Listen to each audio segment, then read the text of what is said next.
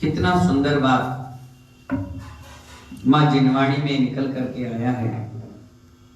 ये ही है जग जमील जागे योगी, परमार्थ रथ परपंच वियोगी, जागे जग ही जीव जग जाया, जब जब विषयंती अनुरागा। कितनी अच्छी बात आचार्य भगवान बता रहे हैं। वे लिखते हैं जैन साधु योगी होते हैं। क्या होते हैं? जैन साधु क्या होते हैं? योगी होते हैं। सांसारिक परपंचों में नहीं पड़ते। सांसारिक परपंच क्या होते हैं? राग देश के, छल कपट के, कसाय आरंभ के, हिंसाओं के, विकल्पों के। तो इस सारे सांसारिक परपंच जो हैं इसमें वो नहीं पड़ते हैं। उसके प्रति वो उदासीन होते हैं। क्या होते हैं वो? उदासीन। तुम कहोगे ये काम, उन्हें कोई मतलब नहीं। तुमने कहा ये ले लें, उन्हें कोई मतलब नहीं। ऐसा कर लें, उस चीजों से वो क्या रहते हैं? उदासीन रहते हैं। सारी दुनिया परपंचों में उलझी हुई है, पर वे इस संसार के विषयों से हमेशा विरक्त रहते हैं। क्या रहते हैं? तुमने अच्छा किया तो भी खुश, और नहीं किया तो भी खुश। तुमने दे दिया तो भी खुश, नहीं दिया तो भी खुश। तुमने सम्मान किया तो भी खुश, तुमने नहीं किया तो भी कोई मतलब नहीं। ना वो तुम्हें कुछ बोलेंगे।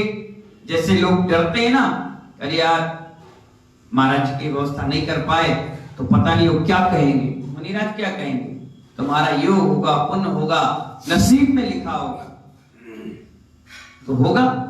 कुछ लोग आते हैं ना, हम बहुत हैरान परेशान हैं। क्या है? हैरान परेशान है। हमारे यहाँ धन दौलत की दिक्कतें आ रही हैं, लक्ष्मी की प्राप्ति नहीं हो रही है, तो क्या करें? मैंने कहा दान और करो। बोले दान और करो? कहां से करें? मैंने कहा नहीं करोगे तो जो कुछ है वो भी लुट जाएगा। अगर उसको बचाना चाहते हो तो दान पुण्य करो। बोले कैसे करें? मैंने जितनी चादर उतना पैर फैलाओ। क्या करो? जितनी चादर उतना पैर फैलाओ। भाई गाड़ी से सफर करते हो, पैदल करो। वो पैसे बचाओ, पुण्य की चीजों में लगाओ। 1000 कपड़े खरीदते हो, कम खरीदो। दुनिया भर के खर्चे कम करो। लोग कहते महंगाई ज्यादा हो गई। मैं कहता महंगाई कुछ नहीं हुई, आपके खर्चे ज्यादा बढ़ गए। याद करो प्रकाश चंद जी, एक पिताजी 4 बच्चों को पालते थे और आराम से 1 कमाते थे, 10 लोग खाते थे। आज घर में 9 कमाते हैं 10 में से, और 1 भी ढंग से नहीं खा पाता। क्या कारण है? घर में 5 मोबाइल, 5 रिचार्ज, 5 का चार्ज, फिर उतने ही कपड़े, उतनी व्यवस्था, उतनी जन्मदिन, उतनी पार्टियां, उतने घूमना, उतनी शौक। पहले आराम से शांति से जीवन व्यक्ति जीता था, इसलिए 2 पैसे दान पुण्य के लिए भी निकालता था। शौक बढ़ गए, खर्चे बढ़ गए, सोसाइटी मेंटेन बढ़ गया, व्यवस्थाएं बढ़ गई, इसीलिए आप दरिद्री की तरह जीवन जीने लगे। और पहले एक व्यक्ति करता था, अकेले व्यक्ति पंचकर्म करवाता था। अकेले व्यक्ति साल में अष्टानी का पेड़ सच्चक महामंडल विधान करता था और साधुओं को आहार पूजा पाठ में रहता था। कितना बड़ा उदाहरण इसमें आया। व्यक्ति कह रहा मेरे घर में लक्ष्मी नहीं टिकती, भंडारे खाली रहते हैं, जो भी कमाता हूं चला जाता है, हाथ में पैसे नहीं थे। क्या कारण है? तो मुनिराज कह रहे हैं जाइए, आप अगर 2 रोटी खाते हैं तो आधी रोटी दान करिए। अरे जब मैं 1.5 रोटी खाऊंगा तो क्या होगा? बोले नहीं, जब आधी रोटी दान करोगे तो उसकी दुआएं लगेंगी, उसकी वरगणाएं, आभाएं, दया भाव के, उससे ऑटोमेटिक तुम्हारी व्यवस्था बनेगी। बोले अच्छा, भंडारे करो, दान पुण्य करो। मैंने आपको एक दिन उदाहरण दिया था, दिल्ली में एक व्यक्ति ब्रोकर का काम करता था और उस ब्रोकर के काम में उसे दिन भर में 100-500 हजार रुपए मिल जाए तो खर्चा चलाता था। दीपावली के नजदीक में 1 हफ्ते उसकी कोई व्यवस्था नहीं चली। अनंत चतुर्दशी का दिन आ गया, और दिल्ली जैसी मंदिरों में एक परंपरा है कि अनंत चतुर्दशी के दिन व्यक्ति दान करने जाता है, मंदिर जरूर जाएगा, दान करने जाएगा, कहीं भी रहे।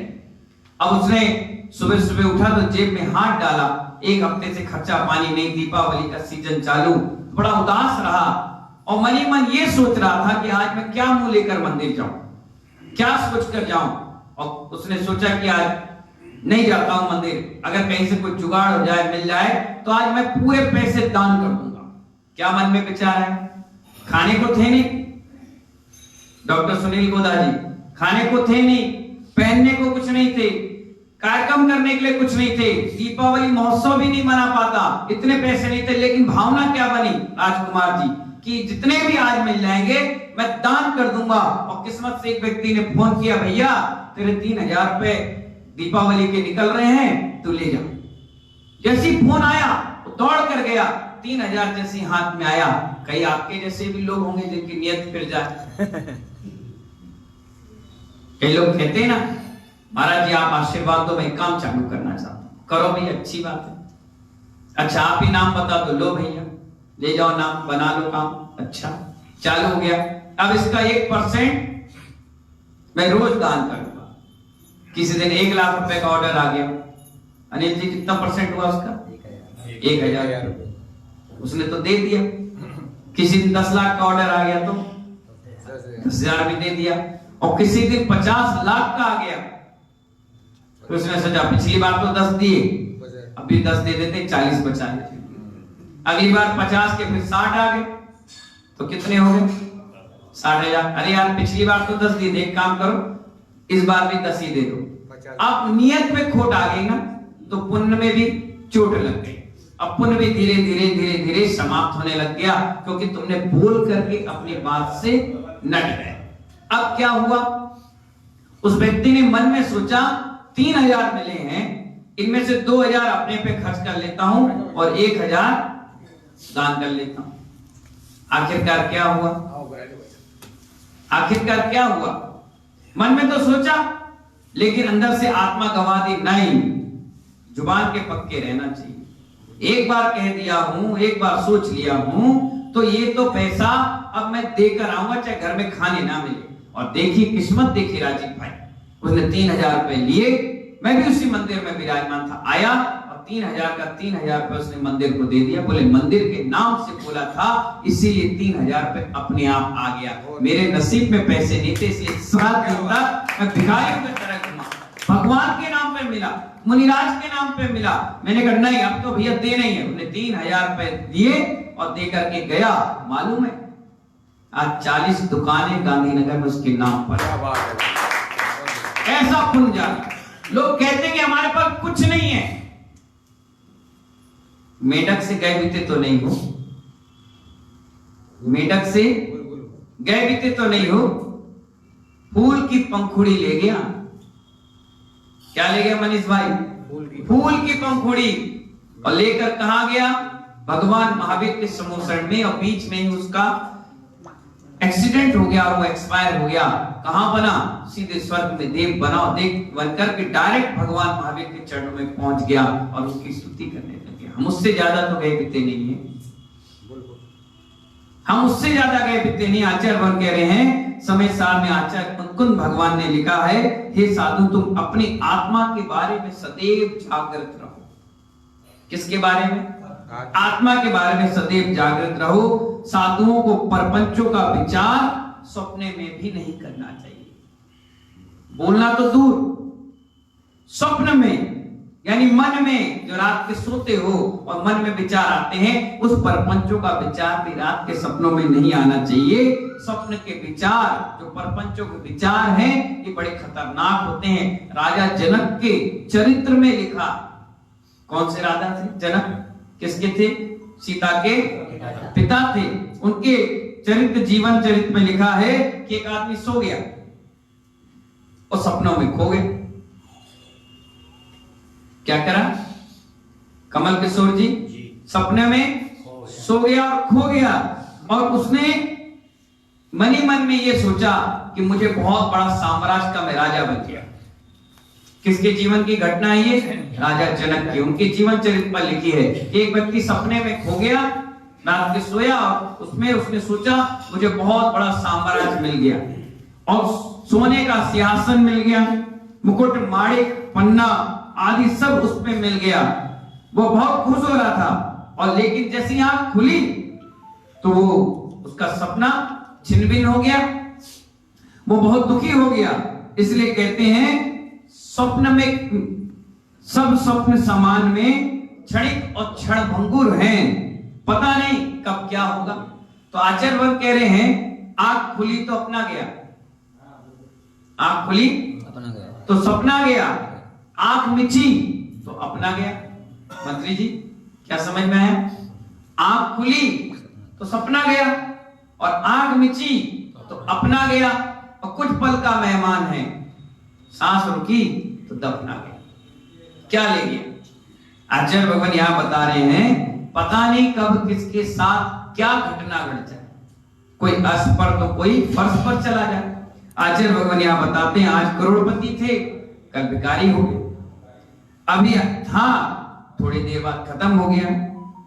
फिर पद्मनंदी पंच विशुद्धता में आचार्य वो लिखते हैं यति हो, साधु हो, ग्रस्त हो, ग्रस्त में भी रहते हुए अगर त्यागियों के मन में सतत मोक्ष मार्ग में है और जंगल में रहने वाला साधु अगर गृहस्थी का विचार बनाता है तो साधु साधु नहीं है और ग्रस्त साधु की तरह है।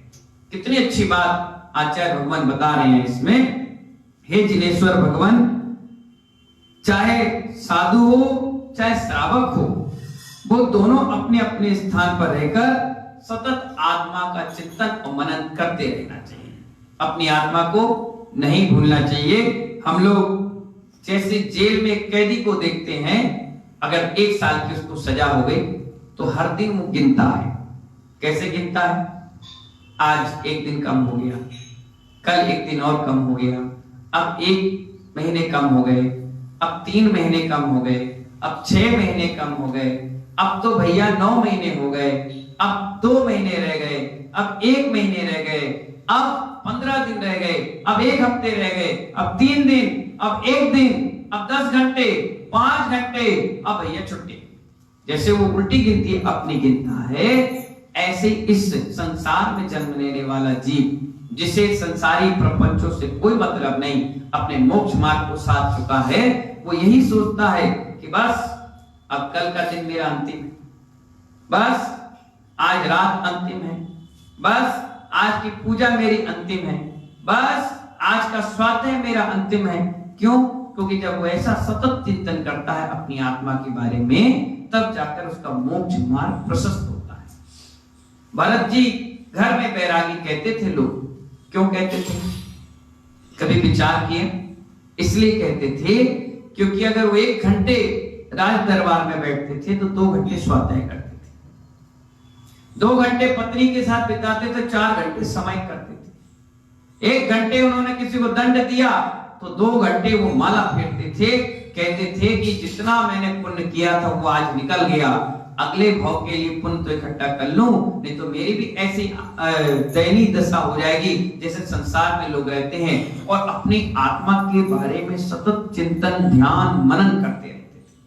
उन्हें फालतू की चीजों से कोई मतलब नहीं था, वो फालतू के विचार में नहीं उलझते थे। जबकि चक्रवर्ती यानी समूचा 6 खंड का अधिपति, हम 1 दुकान के मालिक हैं, 2 दुकान के मालिक हैं, 4 मकान के मालिक हैं, 100, 200, 500 एकड़ जमीन है। हम इतने उलझ चुके हैं कि महीने में 6 दिन राउंडी लगाते रहते हैं, उस जमीन को देख के आ जाओ। किसी ने फोन किया, अरे तेरी जमीन पे कब्जा, भाग के गए, रात के भाग रहे, दिन में भाग रहे, सुबह भाग रहे, ये दुकान, वो मकान, वो खाली नहीं कर रहा, वो दे नहीं रहा। इतनी उलझनों में आपने जीवन जी रखा है। और सोचिए उसके पास तो संपूर्ण 6 खंड है। कितना है माया राम जी? कितनी माया है? संपूर्ण 6 खंड और समूचा देश, 32,000 मुकुट पद राजा उनके चरणों में डले पड़े। अब फिर भी उसके अंदर ये अहंकार नहीं, ये अंदर से राग द्वेष के परिणाम नहीं, कोई गिलानी नहीं, कोई दिक्कत नहीं, झंझट नहीं, कोई लड़ाई नहीं, कोई मिथ्यात्व नहीं, कुछ नहीं। कितना प्योर पवित्र आत्मा थी। इसीलिए तो इतने सारे तीर्थंकरों ने जन्म लिया, लेकिन किसी भी तीर्थंकर को कपड़े उतारते ही केवल ज्ञान नहीं हुआ, उनको भी साधना करनी पड़ी। भगवान महावीर को कितने साल तक नग्न रह करके विचलन करना पड़ा? 42 साल। पार्श्वनाथ को, भगवान आदिनाथ को अरबों खरबों साल, पता नहीं कितने सालों तक वो विचलन करते रहे, पर एक ही जीव ऐसा था, चक्रवर्ती भरत, जिसने कपड़ा उतारा और बैठा ध्यान करने। इतनी पवित्र आत्मा थी, इतनी पवित्र आत्मा थी कि तुरंत कपड़े उतारती भगवान बन गए। एक बार आहार लेने नहीं गया, एक बार धर्म उपदेश देने कहीं नहीं गया, मुनि बनकर कहीं पद विहार नहीं किया, सीधे केवल ज्ञान। इतनी प्योरिटी और अंदर से विरक्त की भाव थे। हम तो 150-500 रुपए में कमाते हैं, उसमें इतना टीका लगाकर इतने अच्छे कपड़े लत्ते पहन के यूं घूमते हैं। एक 5-10 हजार 50 हजार रुपए का मोबाइल रखते तो 10 बार दिखाते। 96,000 रानियां, एक नजर उठाकर नहीं देखता किसी। हमारी एक हो तो हम गले डाल डाल कर दुनिया भर में सेल्फी किंग बन के घूमते। ना जाने एनिवर्सरी कितने, जन्मदिन कितने, दुनिया भर के सत्कर्म करते हैं। उससे सोचिए, हमें जीवन जीना सीखना है तो चक्रवर्ती के तरह सीखना, और फिर भी किसी चीज की कमी नहीं, क्योंकि दुनिया में जिस चीज के पीछे तुम भागोगे वो तुमसे दूर चली जाएगी। जितना तुम उसके प्रति आकर्षित होगे वो उतनी दूर चली जाएगी, और जितनी विरक्ति रखोगे वो तुम्हारे और नजदीक आ जाएगी। आप जितना दूर रहोगे उतना वो आ जाएगी। अगर आप बोलते होगे तो लोग आपके सुनते नहीं, और आप कम बोलते होंगे तो सुनने के लिए लोग स्पेशल 10-20-50 किलोमीटर दूर जाए। अरे यार, उसकी आवाज सुनने बहुत अच्छा लगता है, बहुत कम बोलता है। आप जितना लोगों से बैठ करके उसकी बातें सुनते रहोगे, उसके आगे पीछे घूमोगे, वो आपकी इज्जत नहीं करेगा। आप जितनी दूर चले जाओगे वो आपकी बहुत इज्जत करेगा। इसलिए महानुभाव आचार्यगण कहते हैं, संसार में ग्रस्त लोग, श्रावक लोग मूर्छित अवस्था में रहते हैं। कैसे रहते हैं? मूर्छा परिग्रह, यह वस्तु परगय नहीं है, उसके प्रति आसक्ति है, वह परगय है। जैसे कोई भी चीज खराब नहीं है, उसके प्रति जो विचार आ जाते हैं, आपके जो खोटे विचार आ जाते हैं, विभाव परिणाम आ जाते हैं, वो खराब है। चीज खराब नहीं है, चीज आपके पास भी है पर विरक्त भाव है। आपको बताएं, सुखचंद एक बहुत बढ़िया व्यक्ति थे। उनकी कथा सनातन धर्मों में भी आती है। वो घर से निकलते थे, काम के लिए, जंगल के लिए। जंगल में जाते थे साधना करने, तो जब घर से निकलते थे तो पूरे कपड़े उतार लेते थे। क्या करते थे? नग्न, और बिल्कुल निगाह नीची करके, बैराग के भाव थे, क्योंकि निगाहों में शर्म उनको लगती है जिनके अंदर वासना होती है, और हमारी निगाहों में शर्म है नहीं। हम तो यथाजात रूप हैं, भगवान का रूप है, इसलिए शर्म है नहीं, तो इसलिए अंदर से वासना भी नहीं। वो नीची निगाह करके चुपचाप से सीधे जंगल की ओर जाते थे। 2 घंटे 3 घंटे सामायिक ध्यान करते थे, फिर घर वापस आ जाते थे। ये क्रम कई दिनों तक चलता था। लेकिन रास्ते में क्या होता था कि तालाब पड़ता था, नदी पड़ती थी, तो कई महिलाएं वहां स्नान आदि करती थी, उन्हीं के बगल से वो निकलते थे। 1-2 बार तो महिलाओं ने अपने वस्त्र आभूषण ढाक लिए कि कोई अनजान व्यक्ति निकल रहा है और नग्न निकल रहा है। लेकिन उन्होंने जब रोज उसको देखा कि रोज चला जाता है लेकिन निगाह उठा करके भी नहीं देखता, किसी से कुछ नहीं बोलता, तो महिलाएं भी नेचुरल जीवन जीने लगी। वो अपने नहाते, कपड़े धोते, बर्तन मांजते, वहां बैठी रहती थी, लेकिन उसके अंदर कोई विरक्ति नहीं आई, कोई विकार ही नहीं आया, विरक्ति के भाव लेकर उड़ जाता रहा। एक दिन उसके पिता को लगा कि रोज नग्न होकर के यहां से जाता है और जंगल में बैठकर सामायिक ध्यान करता, आखिर करता क्या है, मैं भी तो देख कर आऊं। और उसके पिता उसके पीछे पीछे चले। जैसे चले महानुभाव, महिलाएं सुखचंद को देखी तो कुछ नहीं बोली, उसके पिता को जैसे देखी तुरंत वस्त्र आभूषण ढाक लिए। वो तुरंत उनके पास गए, पूछे एक बात बताओ, मेरा बेटा गया और आज नहीं गया, ये सालों से जा रहा है, तब तो तुमने वस्त्र नहीं ढके, मैं आया तो ढक के क्यों बैठ गई? बोले उसके अंदर वासना नहीं है, तुम्हारे अंदर वासना है। बोले अरे मेरे अंदर कैसे वासना है? बोले देखो तुम्हारे अंदर वासना है इसलिए तो तुमने बसन पहने हैं, उसके अंदर वासना नहीं है इसलिए उसने बसन यानी वस्त्र पहने ही नहीं। और एक बार खुश हो गया उसका पिताजी, बहुत बढ़िया बात है। वो आगे गया और जैसे ही सुखचंद वहां समाई के लिए लेट हो गए तो जल्दी पहुंच गए और समाई करके लौट रहे थे। ये पहुंच रहे थे, रास्ते में कुछ गहने सोने के आभूषण उनको डले मिले। उन्होंने कहा मेरा बेटा बहुत विरक्त है, कहीं इस आभूषण को उठा ना ले, इसलिए उन्होंने क्या किया, एक गड्ढा खोदा और आभूषण को ढाक करके बंद करने लग गए। उतने में सुखचंद आ गए। उन्होंने कहा पिताश्री क्या कर रहे हो? अरे कुछ नहीं कुछ नहीं कर रहे। नहीं कुछ तो कर रहे हो? नहीं कुछ नहीं, कुछ कर ही नहीं रहे। उन्होंने कहा नहीं। बोले बेटा मैंने सोचा कि तू यहां से निकलेगा, कहीं सोना देखकर तेरे अंदर कोई राग भाव ना आ जाए तो उठा ना ले जाए, इसीलिए मैं इस सोने को ढाक रहा था। उन्होंने कितनी अच्छी बात बोली, मिट्टी से मिट्टी को ढाकोगे तो क्या मिलेगा? क्या कहा डॉक्टर साहब? मिट्टी को मिट्टी से ढाकोगे तो क्या मिलेगा? मेरे लिए तो ये मिट्टी है, क्योंकि मेरे अंदर विरक्ति के भाव है। काय के भाव है? तो इसलिए आचार्य भगवान कहते हैं आसक्ति और परिघय अगर आपके अंदर है तो महानुभव चीज कुछ भी हो वो आपकी मूर्छा परिघय में आ जाती है। इसलिए आचार्य कहते हैं एक आदर्श ग्रस्त होता है वो जरूरत से अधिक वस्त्रों को संग्रह नहीं करता है। क्या नहीं करता है? जरूरत से ज्यादा वस्तुओं का संग्रह नहीं करता है, उसको पुनरअपि मनुष्यभाव मिलता है। जितना ज्यादा आप परिघय रखोगे, परिघय नारका नाम के तत्वासूत्र में सूत्र आया है, जितना परिघय रखोगे वो नरक आयु का बंद करा देता है। काय का बंद कराता है? नरक आयु का बंद कराता है। जितना कम परिघय आप अपने उतनी चीजें लो जितनी आपकी यूज है, बाकी सब छोड़ दो। ये जितना छोड़कर रहोगे आचार्य भगवान कहते हैं उतनी जल्दी आपको मनुष्य भाव मिलेगा। कौन सा भाव मिलेगा सचिन भाई? मनुष्य भाव। कम परिघय, जितना कम। अगर कोई हमसे भी कहे कि उपाध्याय वैष्णव सागर जी आपके लिए पेन लेकर आए हैं, तो हम भी क्या करते हैं? अगर हम तो पहले मना करेंगे, नहीं हमें नहीं चाहिए, नहीं मेरा जन्मदिन है लो। अब उसकी भावना है, हमने कहा लाओ एक पेन दो, अब पुराना पेन हमसे ले लो। अरे आपने अपना क्यों दे दिया? अरे भैया हमारा एक पेन का नियम है इसलिए हमने दे दिया।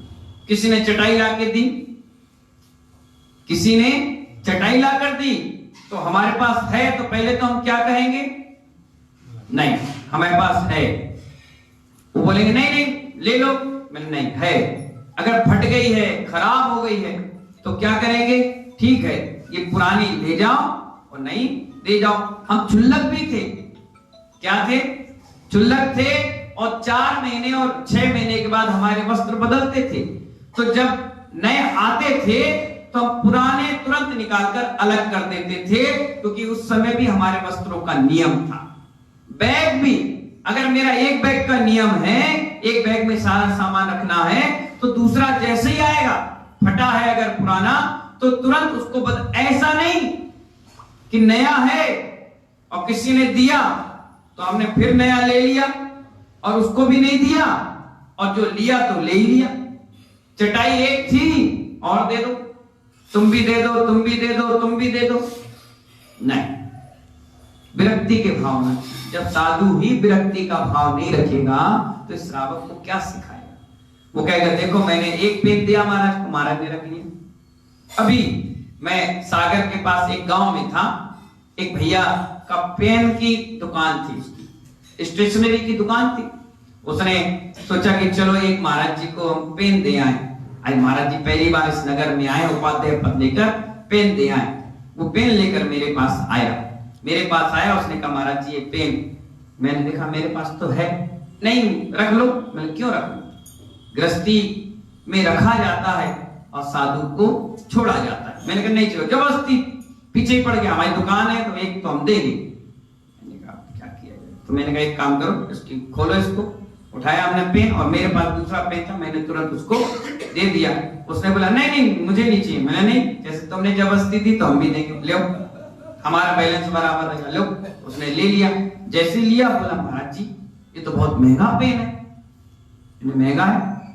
मतलब बोले मैंने तो आपको 50 रुपए का पेन दिया, आपने तो 1000 रुपए वाला पेन मुझे दे दिया। मैंने कहा देखो पेन 1000 का हो चाहे 10,000, काम तो उसका लिखने का है, मेरा काम लिखने का है, पेन से मुझे कोई मतलब नहीं। बोले आपको पता ही नहीं 1000 रुपए का पेन। मैंने कहा देने वाला दे रहा, मैं कोई बाजार में खरीदने थोड़ी ना गया, उसने दिया हमने लिया, हमने दिया उसने लिया। ये तो आपकी नजर में है कि ये बड़ा है ये छोटा है, ये बोलने वाला है सुंदर है, ये पिच्छी ऐसा लिया है, कमंडल ऐसा लिया है, लेकिन साधु की निगाह में एक ही चश्मा है और एक ही क्वालिटी, उसके अंदर कोई भेदभाव नहीं है। संसार में रहने वाले सबके पैर बराबर होते हैं और जो सिद्धों की श्रेणी में होते हैं उनके सिर बराबर होते हैं। ये क्वालिटी है। आप पैरों से देखते हो, आप सिर से देखते हो, इसलिए आपको व्यक्ति छोटा बड़ा दिखता है, और हम वहां पैरों से देखेंगे तो वहां पैर छोटे बड़े दिखेंगे, लेकिन हम व्यक्ति के भाव यानी मस्तक देखते हैं, वहां सिद्धों में एक के बाद एक समाविष्ट हो जाएगा, वहां पर सब के सब लोग बराबर दिखेंगे। इसलिए आज विचार बनाओगे सब बराबर हैं, तब जाकर के वहां भी बराबरी से रह पाओगे, नहीं तो वहां भी लड़ोगे, वहां भी झगड़ोगे कि ये हमसे बड़ा है, ये छोटा है, ये छोटा है, ये मोटा है, ये पतला है, ये अध्यक्ष है, ये मंत्री है, फलाना है, ठिकाना है, ये ऐसा है वैसा है। यहाँ के विचार जितने पवित्र रखोगे वहां जाके पवित्रता उतनी हासिल कर पाओगे। जो व्यक्ति पहली दूसरी तीसरी की क्लास में जो सब्जेक्ट उसको पढ़ा दिया जाएगा, अगर उसको बकरी का पढ़ाया जाएगा तो मरते दम तक वो क्या बोलेगा कमल किशोर जी? अगर बैठ का बता दिया जाएगा तो मरते दम तक वो क्या बताएगा? बैठ का बोलेगा। और से और भी चीजें होती, जो चीज उसके सिलेबस में डालकर पढ़ा दोगे उसके अंदर वही चीज ग्रहण करने की ताकत आ जाएगी। मरते दम तक तुम कुछ भी सिखा लो वो नहीं बदलने वाला।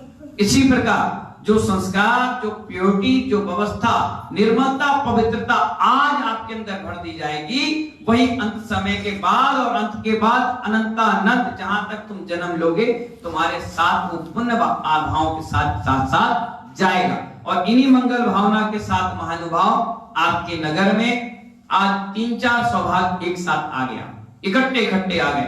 पता नहीं इस मंदिर का, यहाँ के पवित्र आत्माओं का पुण्य है। मुनिराज तो आई गए और अचानक सहज भाव में आ गए। निकलना था, हमने कहा चलो घूमते चलो, भगवान के दर्शन करते चलो, पात्रों की व्यवस्था बनाते चलो। और देखिए हमारे संग में विश्रांत सागर जी महाराज हैं जो बड़े गांव टीकमगढ़ के पास चतुर्मास कर रहे हैं। उनके संग में 3 ब्रह्मचारी भैया हैं, वो तीनों की ही मुनि दीक्षा का योग भी बैठ गया। और मुनि दीक्षा योग बैठा, एक भैया सिरसागंज के, एक कुंवरपुर के, एक और कहीं के, तो तीनों के भाव हुए कि चलो उपाध्याय वैष्णव सागर जी महाराज का भी आशीर्वाद ले लें। मैंने कहा आ जाओ। आ गए तो आपके इस मंदिर में उनका गोद भराई का कार्यक्रम है। भविष्य के ये भी मुनि हैं। क्या है? 8 दिन के बाद जिन्हें तुम पाटे पे बैठाए हो पड़गा करके आहार देते नजर आए, मुनि मुद्रा में रहेंगे, पंच परमेष्टि भगवान बन जाएंगे। अभी ग्रस्त में है, प्रतिमाधारी है, कोई पंडित जी हैं, कोई अपने क्षेत्र के परिवार के हैं। और 8 तारीख के बाद जैसे इनके ऊपर संस्कार हुए, ये मुनि बन करके हम लोग के जैसे यहाँ मंच पर विराजमान हो जाएंगे। बहुत पुण्य आत्मा जीव हैं आप सभी लोग जो आज उनकी शुभकामनाएं देते हुए गोद भराई का कार्यक्रम करेंगे। ठीक है ना? तो जय बोले महावीर भगवान की।